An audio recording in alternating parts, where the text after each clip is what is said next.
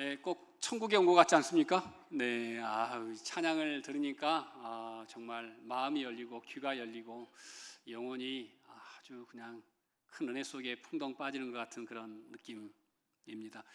어제 이렇게 아침에 보니까 이번 주중에 이렇게 아침에 보니까 한 분이 모자를 쓰고 열심히 이쪽 아래 우리 교회 마당 화단에서 열심히 일을 하고 계시는 거예요.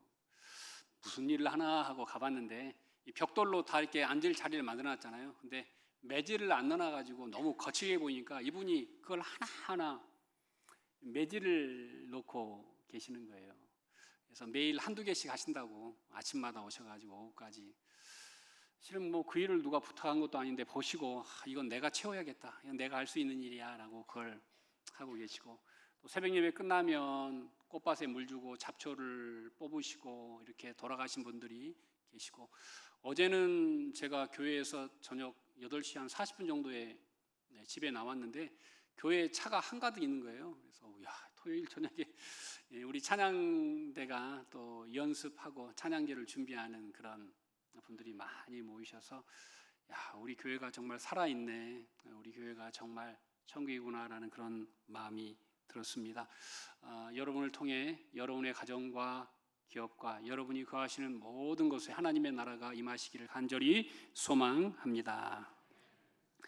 신약 성경에는 하나님의 나라라는 단어가 141번 나옵니다. 마태복음에서는 천국이라고 표현을 하고 있고요, 마가복음과 누가복음에서는 하나님의 나라라고 표현을 하고 있습니다. 마태복음은 그 마태복음을 받는 대상이 유대인들이었거든요. 그래서 유대인들은 하나님이라고 부를 수가 없어요. 그래서 하나님 대신 하늘이라는 표현을 씁니다. 그래서 하늘나라, 천국이라고 마태복음은 표현을 했고요, 이방인들에게 쓴 마가복음과 누가복음은 그냥 그대로 하나님의 나라라고 표기를 한 것입니다. 여러분들 천국 하면 뭐가 떠오르세요? 김밥? 네, 뭐 이런 천국 말고 대부분은 천국 하면 내가 죽어서 갈 곳, 내가 죽으면 갈 곳, 이렇게 생각하죠. 제가 이제 브라질에서 살 때는 브라질은 장례가 24시간 안에 끝내야 돼요.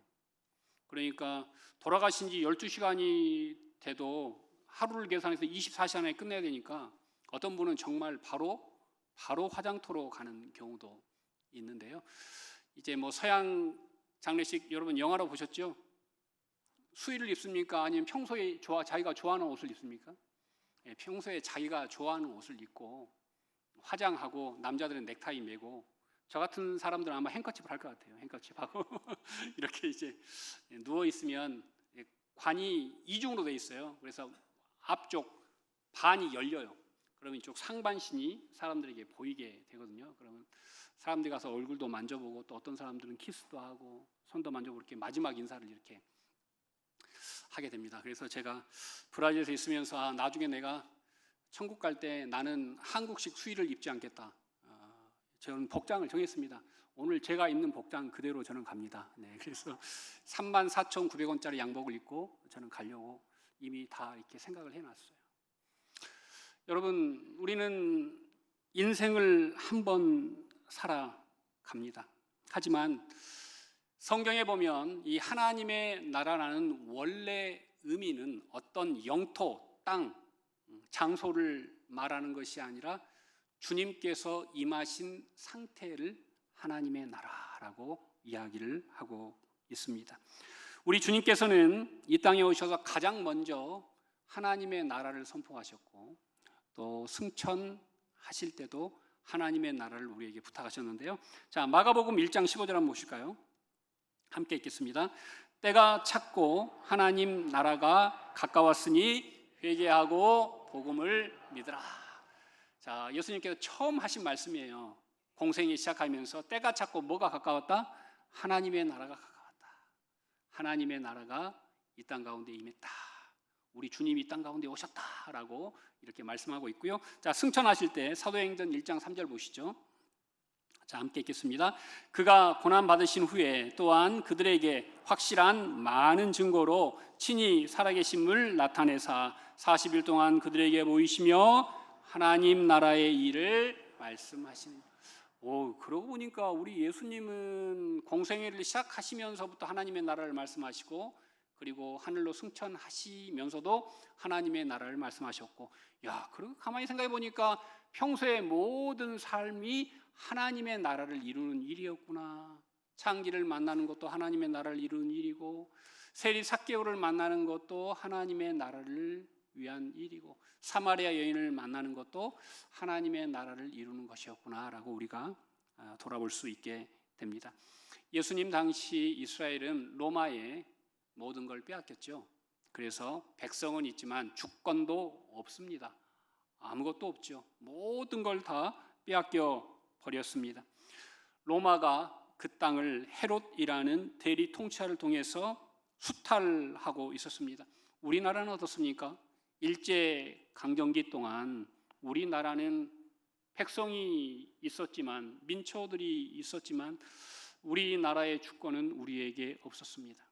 우리는 천황의 다스림, 총독의 다스림 속에 있었습니다.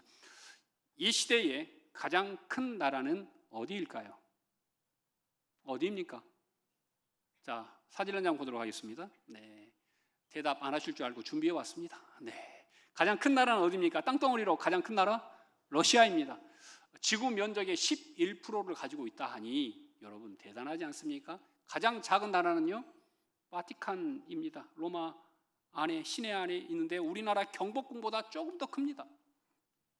자, 여러분, 러시아는 누가 다스립니까? 푸틴이 다스리고 있죠, 지금. 바티칸은요, 교황이 다스리는 곳입니다. 성경에서 하나님의 나라는 장소가 아닙니다. 통치이고 하나님의 임재를 가리키는 단어입니다. 자, 어떻게 할 수 있을까요? 누가복음 17장 21절을 보시죠. 자, 함께 읽겠습니다. 하나님의 나라가 너희 안에 있느니라. 자, 하나님의 나라가 어디에 있다고요? 너희 안에 있다. 여러분, 일제 강점기 때 예수 믿었던 우리 신앙의 선배들은 실제적으로 그 시대의 주권은 일본에 있었지만 그들은 결코 그걸 인정하지 않았습니다. 목숨을 걸고 싸웠죠. 이 나라의 주권은 우리 백성에게 있고 이 나라의 주권은 하나님께 있다. 신앙인들, 그래서 독립선언서에 가장 많은 사람들이 거기 대표로 뽑히기도 한 것입니다. 오늘을 사는 우리들도 마찬가지입니다. 하나님의 나라는 이미 이 땅 가운데 와 있고 어디에 있다고요? 내 안에 있다. 내 안에 있다는 건 뭘 의미합니까? 나를 누가 다스리는 거예요? 하나님이 나를 다스리는 것. 예수 그리스도의 복음이 내 안에 임해 있는 것, 이걸 가리켜서 하나님의 나라가 임했다라고 성경은 우리에게 말씀하고 있는 것입니다. 오늘 이 자리에 있는 모든 분들에게 천국이 임하시기를 간절히 소망합니다. 자, 18절 한번 보시죠. 함께 읽겠습니다. 그러므로 예수께서 이르시되 하나님의 나라가 무엇과 같을까? 내가 무엇으로 비교할까? 자, 여러분, 우리 예수님은 되게 친절하십니다. 그리고 되게 세밀하시죠. 하나님의 나라를 어떻게 설명할까? 어찌 보면 그 자신을 설명해야 되는데 어떻게 하면 내 입장에서가 아니라 이걸 듣는 우리들이 어떻게 하나님의 나라를 이해할 수 있을까? 상대방의 입장, 어찌 보면 예수님은 만왕의 왕이시고 창조주시고 우리는 피조물이니까 이 차이가, 격차가 너무 큰데 실은 이 격차를 누가 좁히는 거예요? 예수님께서 더 낮아지셔서 어떻게 하면 우리가 알아듣게 이 말씀을 전할 수 있을까를 늘 고민하셨다고요. 늘 고민하셨답니다. 그렇다면 우리는, 여러분, 이 땅을 살아가면서 어떻게 살아야 합니까? 우리는 하나님의 형상을 입고 다 이 자리에 있고 직장 생활하고 가정에서 살고 또 여러 가지 삶을 살아가면서도 불구하고 우리들은 늘 스스로 격차를 만들어내고, 그리고 내가 섬길 사람과 내가 하대할 사람, 내가 함부로 할 사람과 내가 존중할 사람을 나눠놓고 살아가는 사람들이 많아요. 우리는 오늘 이 예수님의 마음을 닮아가야 합니다. 자, 제일 앞에 18절에 뭐가 있습니까? 성경책에 뭐 있어요? 그러므로. 자, 그러므로는 뭡니까? 그러므로는 앞에 있는 어떤 내용을 보니까 지금 이 천국이 이것이다라는 것을 표현하고 있는 단어입니다. 그러면 우리는 어떻게 하면 됩니까? 성경책을 앞으로 읽어봐야죠. 자, 누가복음 13장 10절부터 17절을 보시면 한 안식일에 있었던 18년 동안 귀신에 붙들려 온 몸이 꼬부라져 허리를 펼 수 없는 가련한 여인이 나옵니다. 그런데 예수님께서 그 여인을 만나서 치유해 주시거든요. 그런데 그때 회당장이 어떻게 합니까? 기뻐합니까? 분을 냅니까? 분노하죠. 왜 안식일에 이런 일을 하느냐라고 분노합니다. 그러면서 하나님께서는 이 이야기를 통해서 하나님 나라의 이야기를 시작하시죠. 자, 여러분, 하나님의 나라는 임재요 하나님의 통치라고 말씀드렸습니다. 18년간 사단의 통치를 받았던 여인의 인생은 폐허가 됐습니다. 육신적으로는 완전히 구겨졌고 영혼도 큰 상처를 입었습니다. 치명적인 인생인데 주님을 만나 하나님의 나라가 임하고 그가 치유가 됐는데요. 그걸 본 회당장의 반응은 어떻습니까? 기뻐하지 않습니다. 감사하지 않고 하나님께 영광 돌리지 않습니다. 왜냐하면 회당장은 하나님의 말씀은 알지만 하나님의 말씀은 연구하지만 하나님의 마음이 전혀 없어요. 그는 율법의 통치를 받는 사람이에요. 그래서 율법으로 이건 돼, 이건 안 돼, 너는 나빠, 너는 돼, 이렇게 이야기를 하고 있는 것입니다. 사랑하는 광영중앙교회 성도 여러분, 우리 모두에게 주의 임재가, 하나님의 나라가 우리 안에, 내 안에 임하기를 간절히 소망합니다. 자, 19절 한번 보시죠. 하나님의 나라의 가장 중요한 포인트는 생명력에 있습니다. 자, 19절 읽겠습니다. 마치 사람이 자기 채소밭에 갖다 심은 겨자씨 한 알 같으니 자라 나무가 되어 공중의 새들이 그 가지에 깃들였느니라. 자, 첫 번째 전반부를 보면요, 자기 채소밭에 갖다 심은 겨자씨 한 알. 자, 이렇게 하면 앞뒤가 맞죠. 자, 채소밭에 겨자가 있는 게 앞뒤가 맞아요. 자, 그런데 원래 헬라어 성경에는 자기 정원이에요. 가든이에요. 여러분, 지금 다 아파트에 거의 대부분 살잖아요. 예전에 주택을 지금도 아마 소유하고 사시는 분 계실 텐데 정원이 있으면 정원에 뭘 심어요? 비싼 나무를 심죠. 아주 귀한 뭐 정일품송 이런 걸 심지 않겠습니까? 막 1,000만 원짜리, 2,000만 원짜리 아주 귀한 나무를 자기 정원에는 최고의 나무를 심어요. 그런데 오늘 본문에 보니까 하나님께서는 자기 정원에 뭘 심었어요? 겨자씨 한 알, 풀떼기를 심으셨어요. 전혀 어울리지 않아요. 품격에 맞지 않아요. 여러분, 여기에 있는 우리 모두도 마찬가지입니다. 실은 우리는 다 볼품없고 연약하고 죄악투성이고 털어서 먼지뿐만 아니라 정말 이런 사람이 어떻게 직분자이고 어떻게 목사이고 어떻게 예수 믿을 수 있을까 하는 사람들입니다. 하지만 하나님께서는 그런 우리들을 어디에 심으셨다고요? 자기 정원에 심으셨대요. 자기 정원에. 그래서 저는 오늘 이 본문을 보면서 저는 큰 은혜를 받게 되었습니다. 아, 하나님은 가장 귀한 공간에 나를 심으셨구나. 하나님은 이 낮고 낮은 땅 위에 죄로 광영한 이 땅에 하나님의 아들이신 예수 그리스도를 아낌없이 심으셨구나. 많아요. 한 알이에요. 한 알이에요. 한 알. 독생자. 그런데 하나님께서는 그걸 아끼지 않으시고 그걸 우리를 위해서 심으셨다라고 말씀하고 있습니다. 성도 여러분, 하나님의 나라는 처음부터 거대한 백향목으로 시작하지 않습니다. 왕이나 서기관 제사장으로 시작하지 않습니다. 나사렛 사람 목수의 아들 예수 그리스도, 그를 따르는 어부들, 세리, 그리고 이런 무력하고 연약한 초라한 발걸음으로 하나님의 나라가 시작됩니다. 우리 교회는 어떻습니까? 우리 교회는 40년 전에 정말 미약한 발걸음을 뗐습니다. 대부분 우리 교회 개척 멤버들은 이 지역 토박이들이 아니었습니다. 외지에서 왔던 분들이 모여서 함께 꿈을 심고 이 교회를 개척하고 시작한 것입니다. 자, 우리 마가복음 4장 31절 보실까요? 자, 함께 읽겠습니다. 겨자씨 한 알과 같으니 땅에 심길 때에는 땅 위의 모든 씨보다 작은 것이로되. 자, 여러분, 마가복음에서는 이 똑같은 평행 본문을 좀 더 설명을 했는데요. 누가복음은 그냥 겨자씨 한 알이라고 표현을 했는데 마가복음은 겨자씨가 어떻다고요?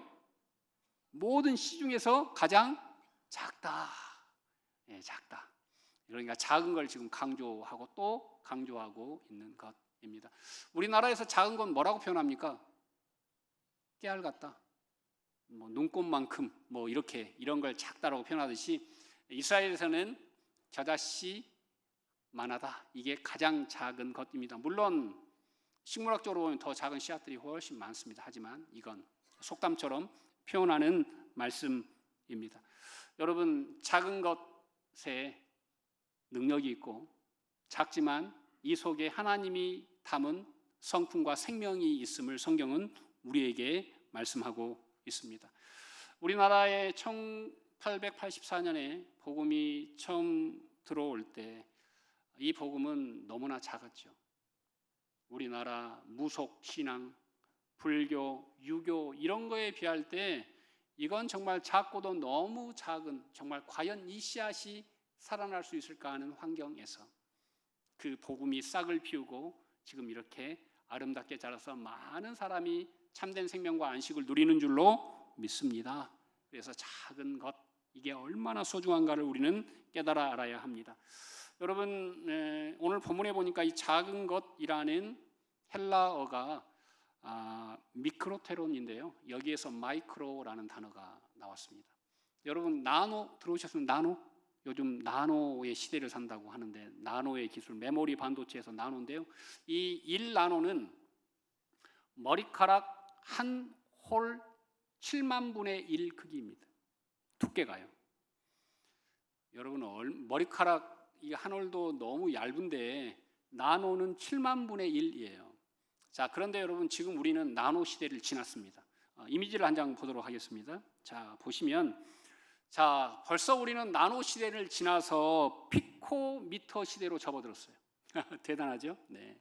더 1000배가 더 줄었어요. 네. 그리고 펜토미터는 또 1000배가 줄어들고요. 그리고 이제 원자 단위까지.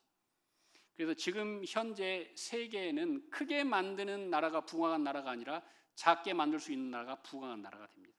지금 현재 우리나라는 작게 만들 수 있는 가장 좋은 나라가 되었고, 그래서 지금 우리나라가 강력한 나라로 성장하고 있는 것입니다. 하지만 여러분 생각해 보십시오. 아무리 작게 만들어도 머리카락의 수십만 배 크기로 뭔가를 만들어내도, 회로를 만들어내고 기판을 만들어내도 문제는 거기에 뭘 담을 수 없어요. 생명을 담을 수 없다는 거예요. 과학자들이 겨자씨 하나를 그대로 복원할 수가 없어요. 호박씨 하나를 그대로 만들 수가 없어요. 왜냐하면 기술로는 생명을 창출할 수가 없기 때문이에요. 오직 생명은 하나님께 있는 줄로 믿습니다. 그래서 하나님은 그 씨앗 속에 하나님의 생명과 하나님의 꿈과 그 씨앗이 할 사명을 심어놨어요. 사진 한 장 보도록 하겠습니다. 여기에 나온 사진, 이 네 알의 대추야자 씨앗은 2000년 전 씨앗입니다. 이스라엘 고고학팀이 마사다 유적지, 사해 옆에 있는 마사다 유적지를 발굴하다가 땅속에서 잘 보관된 대추야자 씨 4개를 발견했는데요. 연대를 계산해 보니까 2000년이 넘었습니다. 자, 옆에 있는 사진은 알프스 웨치라는 계곡에 5300년간 빙산 속에 미라로 있던 아이스맨, 일명 웨치 아이스맨이 지나가던 등산객에 의해서 발굴됐어요. 왜냐하면 요즘 다 녹아내려가지고 반쯤 이게 나와 있던 거예요. 5300년 전 사람, 현재 모습으로 복원해 놓은 사진입니다. 자, 여러분, 그 사람이 가지고 있는 물품들을 보니까요, 청동 도끼가 있어요. 5300년 전에. 그래서 이 사람 신분은 귀족이었을 것이다 라고 사람들이 추론하고요. 그가 먹었던 위장과 몸에서 누룩을 4종류를 채취했습니다. 5300년 전 그 사람과 함께했던 효모가 발굴된 것이죠. 자, 여러분, 작은 씨앗 하나, 그리고 효모 하나, 어마어마한 방대한 시간이 지났지만 그 속에 여전히 뭐가 남아있어요? 생명이 남아있어요. 여전히 생명이 남아 있다는 것입니다. 저는 우리들도 마찬가지라고 믿습니다. 우리가 연약하고 부족해도 우리 하나님께서 하나님의 정원에 우리를 위해서 누구를 심으셨어요? 예수 그리스도를 심으셨어요. 복음을 심으셨어요. 하나님의 나라를 심으셨어요. 자, 그러면 우리가 해야 될 일은 뭡니까? 우리는 뭘 해야죠? 이 심어진 하나님의 나라를 잘 키워내야 할 줄로 믿습니다. 중요한 것은 얼마나 크냐가 아닙니다. 내가 얼마나 잘 사는가, 내가 얼마나 많은 능력이 있는가가 아니라 내 안에 생명이 있는가. 이게 가장 중요한 질문입니다. 저는 이 자리에 있는 모든 여러분들의 가정과 여러분의 삶에 주님이 주신 생명이 있기를 간절히 소망합니다. 여러분의 기업에, 여러분의 꿈에 주님의 사명이 심겨져 있기를 간절히 소망합니다. 자, 그러기 위해서 우리는 어떻게 할까요? 자, 19절 한번 보실까요? 자, 19절 앞에만 읽어보겠습니다. 자기 채소밭에 갖다 심은 겨자씨 한 알. 자, 21절 보시죠. 마치 여자가 가루 서말 속에 갖다 넣어. 자, 여러분 씨앗도 있습니다. 효모도 있어요. 누룩도 있습니다. 자, 이걸 어떻게 해야 된다는 거예요? 심어야죠. 누룩을 어떻게 해야 돼요? 넣어야죠. 콩 속에 넣고 밀가루 속에 넣어야죠. 그래야지만 변화가 일어나고 발효가 일어나고 또 풍성함이 일어나게 됩니다. 하지만 가장 선결돼야 될 게 있죠. 심겨지는 거예요. 내가 죽는 것입니다. 내가 녹아져서 내 자치가 없어져 버리는 것입니다. 하나님의 나라는 내가 사라지고 오직 하나님의 뜻만 남는 나라가 하나님의 나라이기 때문입니다. 자, 아까 결과 사진을 보여드리도록 하겠습니다. 씨앗 4개 중에서 하나는 영구 보존되어 있고요. 3개를 심었는데 하나만 났습니다. 그래서 학자들은 그 대추야자 이름을 무두셀라, 성경에서 가장 오래 산 사람의 이름을 지어줬습니다. 지금은 이 대추야자의 키가 2m가 넘었다고 합니다. 지금 엄청 자라고 있죠. 자, 옆에 있는 포트는 그 5,300년 된 외치 아이스맨에게서 뽑은 효모 누룩입니다. 이걸로 과학자들이 빵을 만들었습니다. 누룩이 어떻게 될까요? 누룩이 들어가니까 반응을 하고 부풀어 오르게 되는 것이죠. 요한복음 12장 24절 함께 읽겠습니다. 내가 진실로 너희에게 이르노니 한 알의 밀이 땅에 떨어져 죽지 아니하면 한 알 그대로 있고 죽으면 많은 열매를 맺느니라. 어떻게 하면? 죽으면, 심으면, 섞여 들어가서 내가 녹아져 없어지면 많은 열매를 얻습니다. 이걸 누가 몸소 우리에게 보여주셨습니까? 우리 주님께서 보여주셨습니다. 여러분, 십자가라는 나무는 어떤 큰 나무가 아닙니다. 화려한 나무가 아닙니다. 꽃을 피우는 나무도 아니었습니다. 십자가라는 나무는 내가 죽는 나무였습니다. 우리 예수님이 죽는 나무였죠. 사명의 나무였습니다. 하지만 그 덕에 이 자리에 있는 우리 모두가 살아나게 된 줄로 믿습니다. 우리들도 마찬가지입니다. 겨자씨는 죽어야 싹이 납니다. 누룩은 가루 서말 속에 들어가야 합니다. 어떤 사람은 그러죠. 내가 좀 좋은 가정에 태어났더라면, 내가 좀 더 좋은 회사에 다녔더라면, 내 주위에 좋은 사람이 있었더라면 내 인생이 이렇게 되지 않았을 거라고 어떤 분들이 이야기합니다. 하지만 그 말은 틀린 말입니다. 여러분, 주님의 생명을 가진 사람이 들어가는 곳에 생명이 피어날 줄로 믿습니다. 소망이 피어날 줄로 믿습니다. 여러분, 이 나라의 그 복음의 그 작은 씨가 이 나라에서 이런 아름다운 생명을 얻을 줄 누가 꿈에나 꿨겠습니까? 하지만 우리나라는 생명이 넘실대는 나라가 되었습니다. 바라기는 오늘 이 자리에 있는 모든 분들이 오늘도 내가 죽고 내가 없어짐으로 하나님의 나라가 더 부흥하고 팽창되기를 간절히 소망합니다. 자, 끝으로 우리 19절 한번 보시죠. 끝부분 보겠습니다.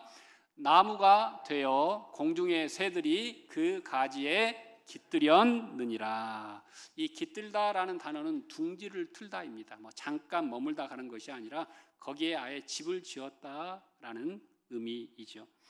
여러분, 겨자씨를 심었는데요. 겨자는 채소입니다. 그런데 성경에 보니까 겨자가 뭐같이 됐어요? 나무같이 되었어요. 존재가 변화되었습니다. 자, 그런데 여기서 중요한 게 있습니다. 나무가 목적이 아니에요. 성장이 목적이 아니에요. 자, 가장 중요한 목적은 제일 뒤에 있는데요. 자, 나무가 가지를 많이 펼치고 그 결과 그 가지에 뭐가 내려앉았어요? 새들이 그 가지에 자기의 안식처를 지었다라고 오늘 본문은 우리에게 말씀하고 있습니다. 여기서 주목할 단어는 바로 깃들이다라는 것입니다.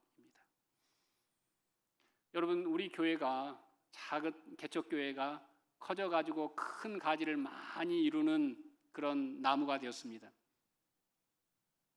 우리 교회가 재정이 많고 우리 교회 숫자가 많은 게 자랑이 아니라 우리 교회에 가지가 많으면 많을수록 많은 사람이 거기에서 둥지를 틀고 알을 낳고 안식을 얻고 생명을 누리게 되기 때문에 그것이 바로 하나님의 나라를 이루는 것이다라고 오늘 성경은 우리에게 말씀하고 있는 것입니다.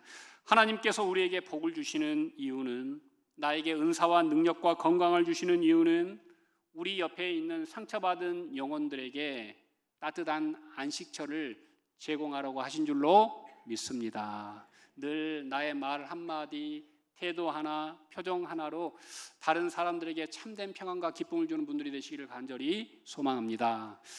저는 이제 요즘 한 2달 정도 새벽 예배를 쉬었습니다. 특별한 일 아니고는 안 나가고 좀 쉬었는데요. 지난주에 우리 당의 서기께서 저를 찾아오셨습니다. 저에게 뭐라고 이야기하셨게요? 목사님, 성도들이 목사님을 기다려요, 새벽 예배에. 아마 제가 다른 교회에서 다른 교회 아마 장로님들 대부분의 한국교회 장로님들은 이렇게 이야기했을 것입니다. 목사님, 이제 그만 쉴 때도 되지 않으셨습니까? 언제 시작하실 거예요? 보통 아마 이렇게 물어볼 것 같아요. 그런데 우리 교회 장로님들께서는 저에게 찾아오셔서 목사님 힘드신데 교인들이 기다립니다라고 말씀하셨어요. 참 저는 그 말씀이 너무 위로가 되었고 마음에 큰 은혜가 되었습니다. 사랑하는 광영중앙교회 성도 여러분, 예수님의 십자가처럼 정말 내가 죽음으로, 내가 낮아짐으로 다른 사람에게 참된 웃음과 평안을 선물할 수 있는 삶들이 되시기를 간절히 소망합니다. 얼마 전에 우리나라에 젠슨 황이라는 엔디비아 회장이 왔는데요, 유퀴즈에 나왔더라고요. 49초 영상 여러분과 함께 보도록 하겠습니다. 저는 꼭 이 영상을 보면서 그 안에 생명이 있는 사람을 뽑으라고 그렇게 들리더라고요. 우리는 한 단계 더 깊게 들어간 사람들입니다. 요즘 기술 문명 시대에도 어떤 똑똑한 사람, 좋은 대학 나온 사람을 뽑으라고 하지 않아요. 인간성이 있는 사람, 품격이 있는 사람, 따뜻한 사람, 배려하는 사람과 함께 하라고 이 사람이 이야기하잖아요. 우리 하나님은 우리에게 말씀하세요. 그 안에 생명이 있는 사람이 되라. 내가 심은 그 DNA를 살려내는 사람이 되라라고 우리 하나님께서 우리에게 부탁하신 줄로 믿습니다. 21절 읽고 말씀을 맺겠습니다. 함께 읽겠습니다. 가루 서말 속에 전부 부풀게 한 누룩과 같으니라 하셨더라. 아멘. 자, 여러분, 가루 서말 속에, 자, 여러분, 서말이 몇 마리죠? 서말. 아시는군요.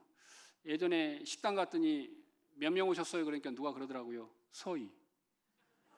그러니까 이 동네 분이 아닌 분이 저에게 물었습니다. 서희가 뭐야? 오늘 이 세말이라는 건요, 어디에 처음 나오냐면 창세기에 나와요. 천사 3명이 아브라함을 찾아오죠. 그때 아브라함이 밀가루 세스아 서말로 빵을 만들어요. 여러분, 3명을 대접하는데 3말이에요. 3말은 120명분이에요.